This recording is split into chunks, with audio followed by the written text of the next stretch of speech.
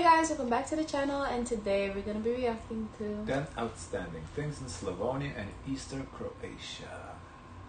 10 things really blew my mind about Eastern Croatia.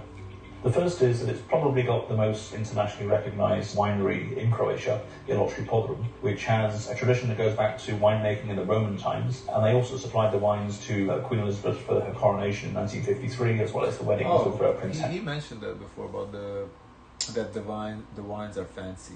In one of the videos, I think maybe why you should never visit continental Croatia, he said, oh, the wines are too fancy. In Prince William. The second thing is Eastern Croatia used to be the equivalent of Paris in terms of civilization. Way back 5,000 years ago, it's the cradle of Indo-European civilization. And if you go to the settlement of Vučedol, just outside of Vukovar, you find there just an amazing story of a civilization where they had shoes left and right, where they didn't exist anywhere else. This reminds me of Uggs. Yeah, this is like a first prototype of Ugg Uggs. boots. Also, they have the original Orion calendar. The museum there is world-class, internationally awarded, and only has 30,000 visitors a year. Vukovar obviously is a huge draw for all the wrong reasons due to the conflict. The one thing that really made an impression on me on my trip to Vukovar was to go to the Vrba Hospital and see the story of what happened during that brutal 87-day siege and how they tried against all the odds to look after 600 people in pretty much basement conditions, often with no water or electricity. It's a really sobering moment, and I do recommend that you go and check that out. Not far from Vukovar, you have the oldest continuously inhabited town in Europe, a place called Vinkovci. He talked about this one too in the other video, I remember. 5 years ago. And this is a town that has a civilization which goes back 8,300 years. It's also the birthplace of 2 Roman emperors. And here you can find a beer-making tradition which dates back 5,000 years. In Vinkovci, one of my favourite discoveries is a Welsh telephone box, a red telephone box, and this belongs to an Englishman called Steve, who came as a volunteer in 1991, and he ended up staying, and not only does he have... Yeah, no, those telephone boxes there, I think they're a UK thing, they look like very UK style. Because we had telephone booths in Lithuania, but they do not look like, I don't know, obviously I've never been to Croatia, I don't know whether historically they look like the old style, but those red ones, they're definitely like the UK style. Have a Welsh telephone box in the middle of Vinkovci, but he also then... I would be honest, I don't even remember what they looked like. I don't know. You don't remember? There was this guy that did a music video, he was crazy.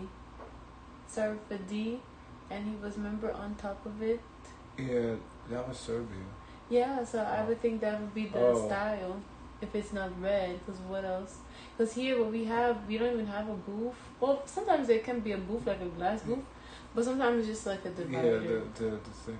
I don't remember what they look like in Lithuania back in the day. You're just drawing a blank. Yeah, I am drawing a blank. I don't know. Built his own pub in a field in the middle of nowhere, and if you look in the comments, we'll have a link to that and a podcast with Steve in his pub, and it's really quite fascinating.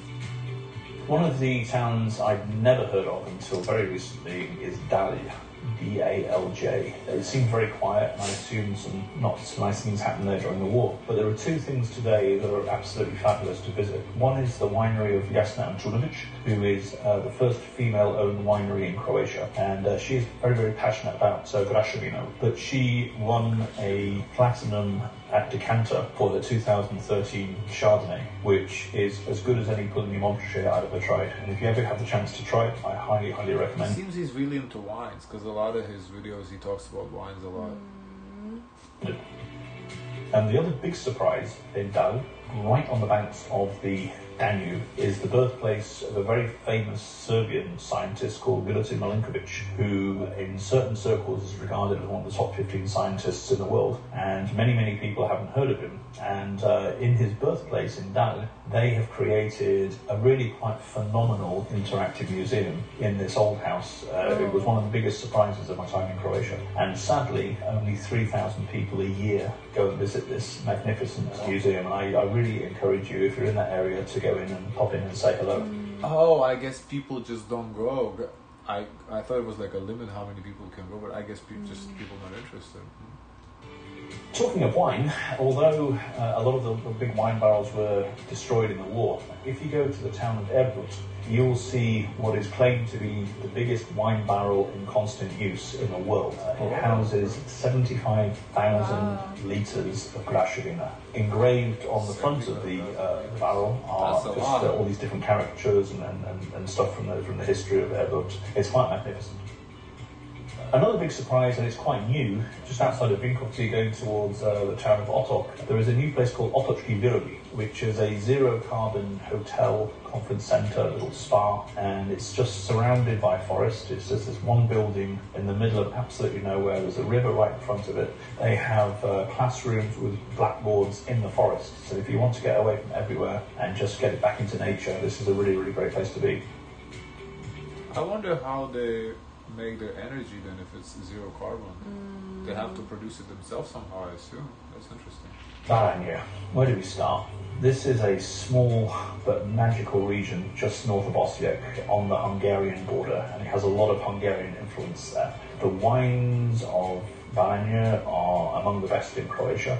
The biggest player is Belje. I think they go back to the 16th century, and their cellars are really phenomenal as a place to go and taste wine. But just get in the car and you drive kilometres and kilometres and kilometres through the Belje vineyards. It's just a magical thing that you have all to yourself. But then also, don't miss going up to Zmajevac, which is one of the most atmospheric streets for wine in Croatia. It seems these small... I wonder if Slavonia and Eastern Croatia is just very much focused about wine, or he's just so much into wine that basically the whole video is about wine. It sounds like to be wine country. Maybe that's what it is, so that's why he's talking about it. All little houses, but then if you go into the houses, you have all the wine cellars are built into the mountain behind, and they go back for like several meters. It's really quite special. And there's a winemaker there called Josic, who has the best wine in Zmajevac and also does fantastic food as well. And it's a really good, authentic sort of Baranya experience.